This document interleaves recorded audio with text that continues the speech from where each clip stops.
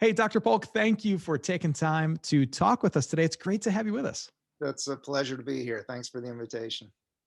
So tell us a little bit about yourself, your area of expertise, your field of study, your background, and the work you're doing now. Sure. Well, I'm a professor of psychology at the University of Michigan, where I've been for 25 years. And I'm actually more of a neuroscientist than a psychologist, although I'm in a psychology department. Um, but the kind of work that I do is in the field of what's called cognitive neuroscience. So basically, it's trying to figure out how the human mind is implemented in the human brain, hence the cognitive neuroscience.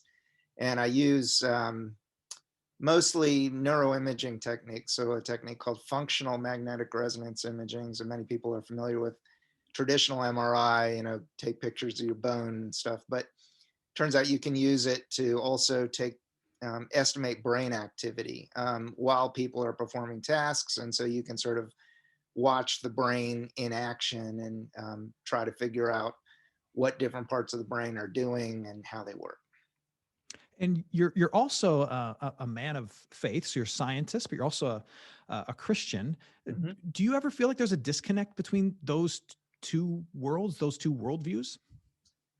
Not for me. I mean, I will say that I'm very much in the minority in my Mm. department and in my university and in my field. Um, so I'd say the vast majority of um, neuroscientists are pretty much materialists and think that um, it all comes down to chemistry and physics and so on. That said,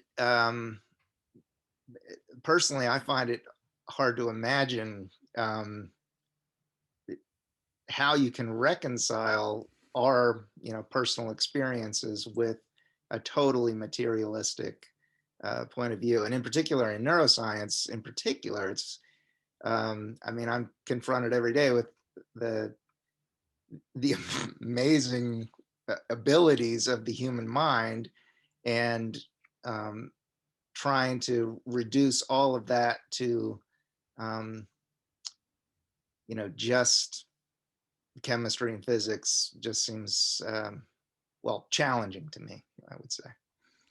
So give us a sense of that. Something that you might observe through the regular course of your work that makes you go, "Wow, this Yeah, is unbelievable! What I'm seeing. This affirms my belief that this is not an accident, but it is designed with intention, incredible yeah, intention." yeah. Um, well, I mean, neuroscience is full of examples, but I guess the one that to me is maybe the most compelling is everyone's experience of subjective consciousness. So, um, I mean, we all know what it's like to look out through our own eyes and experience the world. And most materialistic neuroscientists assume that somehow that arises from meat, right? From neurons in your brain and the activity of neurons and so on. And uh, that I just I have a hard time understanding how physical processes of neurons firing and neurotransmitters being released and so on could give rise to something which is non-material, that is subjective experience. This is sometimes philosophers sometimes refer to this as the hard problem of consciousness. Um, so philosophers sometimes refer to it as qualia, this subjective aspect of experience. I mean, um, why should we have subjective experience? Why aren't we just robots who, our neurons fire that make us do stuff? But why should that be accompanied by any kind of subjective experience? And in my view, we don't have even a beginning of an explanation to try to explain the hard problem of consciousness about how consciousness arises from physical processes. Mm. That to me is amazing, and I think it reflects the fact that we aren't just material beings. We actually have um, souls and spirits, and so that's one example. Yeah, absolutely. So I've heard it said by others that the brain is still very much a mystery to us as human beings. For sure. For all of our advancements and all the technology and all our ability to examine what's going on, that there's still a lot of it that we don't understand, or at least haven't really fully grasped how or why it works the way it does. Is that true? And if so, would you help us grasp what we don't yet grasp? Yeah, it's definitely true. I'd say that we're just beginning to scratch the surface of about how the brain works. So, I mean, we have a pretty good understanding about how individual neurons work and how they fire and how they release neurotransmitters and communicate with other neurons and so on. But it's such a leap from that to um, experiencing emotions and or feeling love or having faith or um, recognizing somebody that you know. And so making that leap is what I think, is it's the challenge that I think attracts a lot of people to the field, but um, we got a long way to go in terms of trying to figure out how it might work. So, I mean, there are one of the aspects of the field that I'm interested in is computational modeling. So, trying to actually simulate how the kinds of neural networks that we have in our brain might actually be able to perform cognitive tasks like attention or learning or memory. And um, it's fascinating, and a lot of work in the field of artificial intelligence is making progress in figuring out how you could build an artificial neural network that might be able to recognize things in the world and so on. So um, it's a very exciting field, but it's also extremely challenging, and we got a long way to go. Is there something about how the brain works that the average person like me would just be really surprised to learn from someone like you? Um, because there's, I just know that there's this thing with wrinkles up inside my head that does a lot of things. Yeah, yeah. But I mean, you're working with like neural mapping and all of this kind of stuff. You know the highways of the brain and kind of how it all connects, even though there's still a lot of mystery. Is there something that as you share it with laymen like me, typically is surprising to us that you know about how the brain works? Um, yeah, there's probably a lot of things. Maybe some misconceptions that I could try to clear up. So many people have heard this kind of common wisdom, I guess, that you only use 10% of your brain. That's absolute hogwash. Yeah. You are using all of your brain. Um, I, I think another thing is that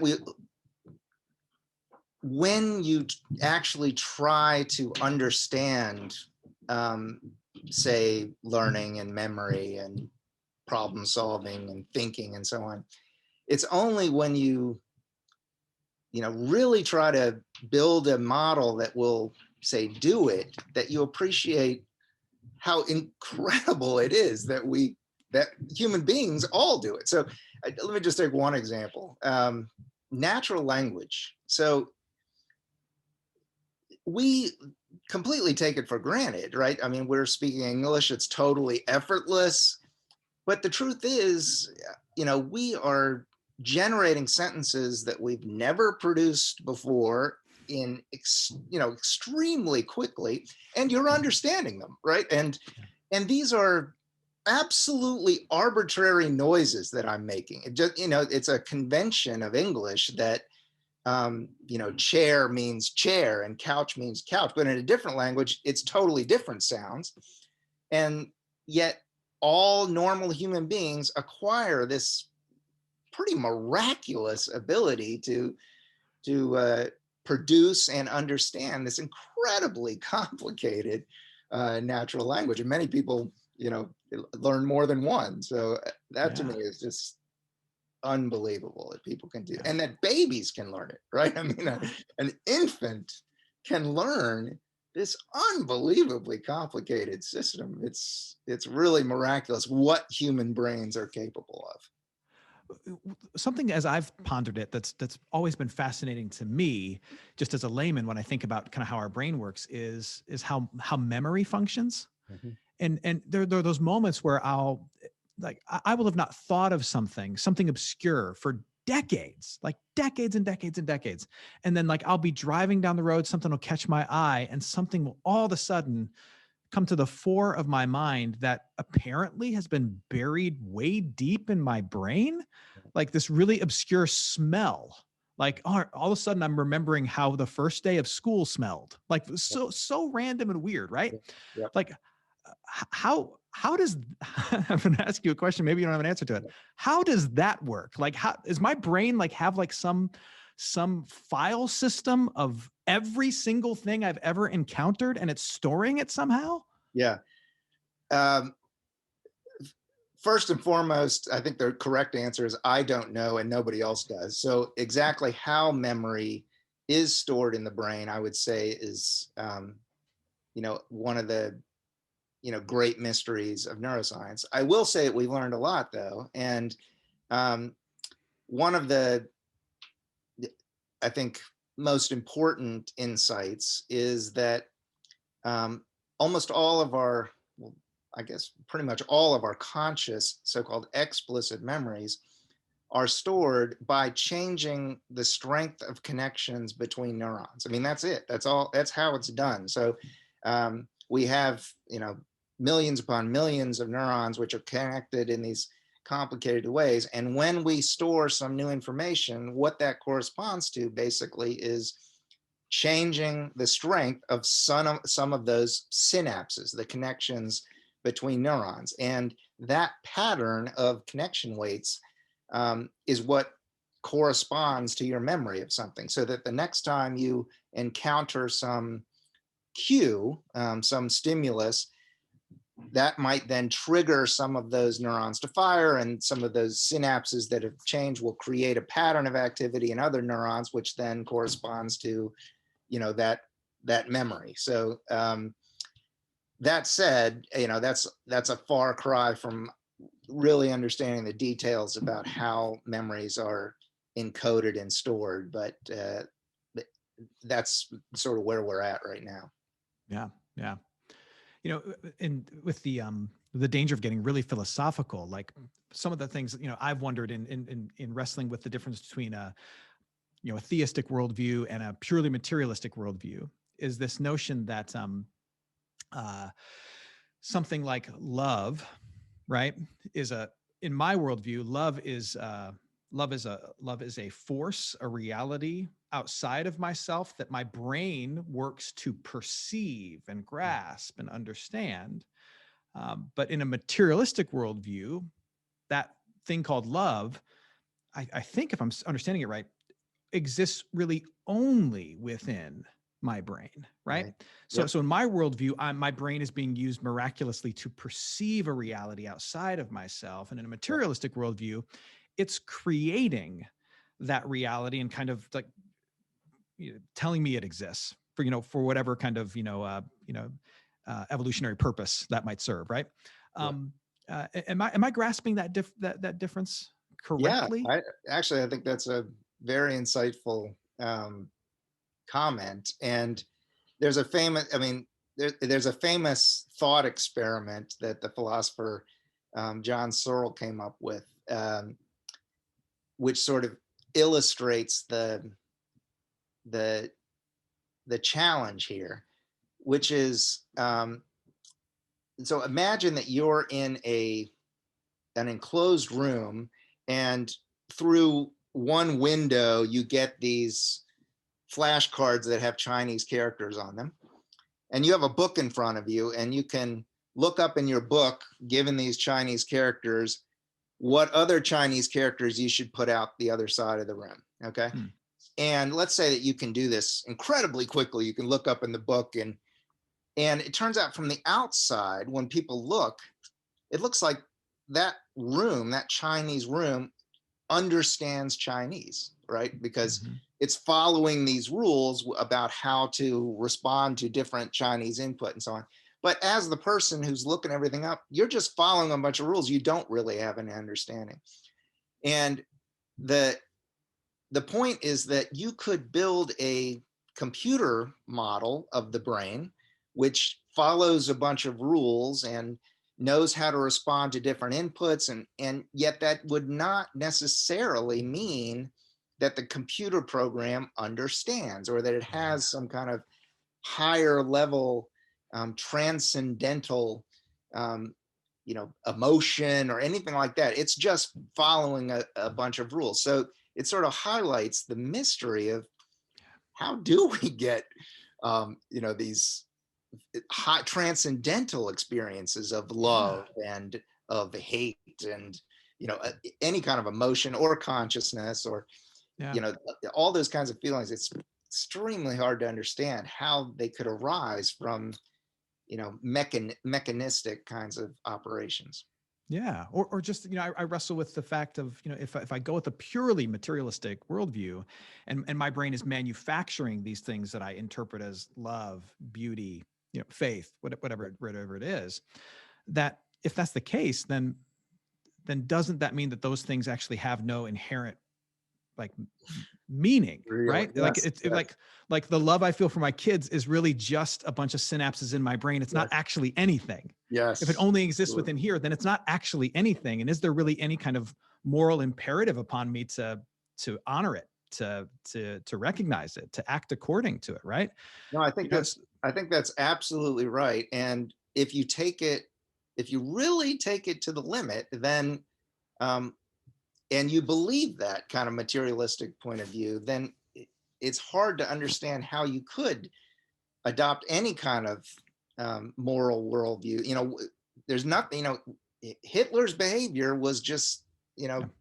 know uh, controlled by these neurons firing in a certain way, and there's Mhm. nothing more to it, and we shouldn't judge him, right? So Yeah. I think when it comes right down to it, most people are very reluctant to go that far, and yet that is, I think, the natural extension of that line of reasoning. So Yeah, it seems like it's a line of reasoning that it's it kind of is acceptable academically, but perhaps we'd be like, no one actually wants to live that way, yeah, right?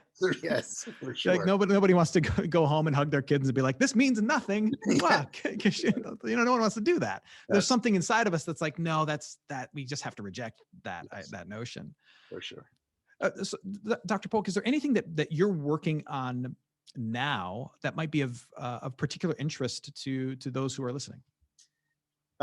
Sure. So uh, one of my major areas of research is how aging affects the brain. So like what changes in our brain as we get older, and um, why does our memory sometimes get a little bit worse, and maybe we're not quite as fast at processing information and so on, and is there anything we can do about it? So um, those are the kinds of topics that I'm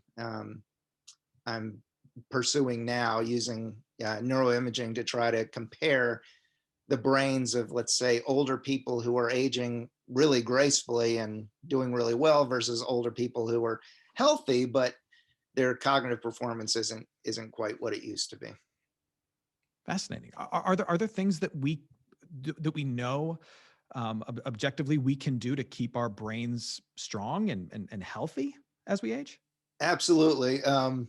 And my bet is that most of your listeners probably already know the things that they need to do. But yeah, I mean, there's very good evidence that your diet, um, exercise, positive social interactions, reduced stress, good sleep habits, those kinds of things they are associated with sort of graceful aging, with better cognition as you get older. So, um, for example, eating a, a so-called Mediterranean diet, which includes lots of fruits and vegetables and not so much red meat and not a lot of processed carbohydrates, um, not only keeps us healthier, but it also improves our cognition as we get older, and it reduces our risk of Alzheimer's disease.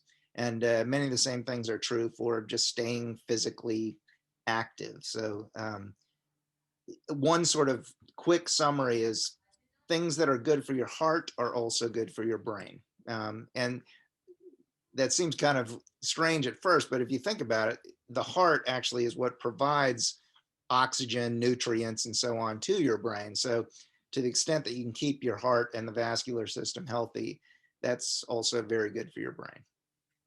Is it true? I've heard it said before, the brain is a muscle. Is that technically, true? I mean, it is.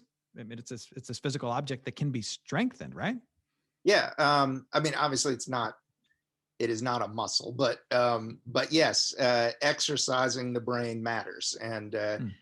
um, so in particular, there's a fair bit of evidence that um, rigorous um, cognitively challenging um, exercises, or things like, say, learning another language, or taking a college course, or something that really challenges you intellectually, that's actually quite good for your brain.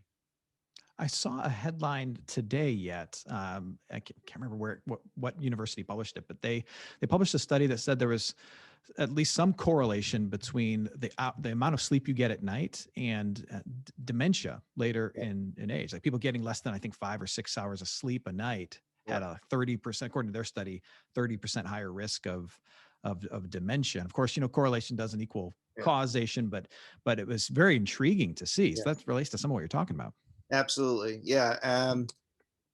Sleep is another miraculous kind of function that we all do and we all take for granted. But yeah, I mean, I've heard it said, for example, that if I had a pill that I could give you that would improve your memory, that would uh, make you live longer, that would reduce your risk of disease and all this kind of stuff, and it was perfectly safe, you'd take it, right?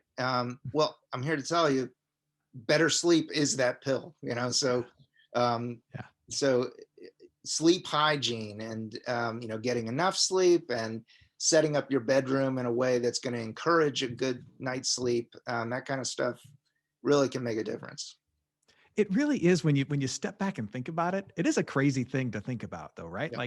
Like every night, like our brain kind of shuts down and our bodies shut down, and there is a recharging Yeah. and a resetting that happens, right? Yeah. It's it's Yeah. Yeah. it's it's totally strange and mind blowing to think that we and everybody does it. There's like no one's exempt from it. Like the president, all the way down to a pastor's got to do it, right? Absolutely. Yeah. I mean, you spend, you know, a third of your life. So if you live to 90, you spent 30 years sleeping.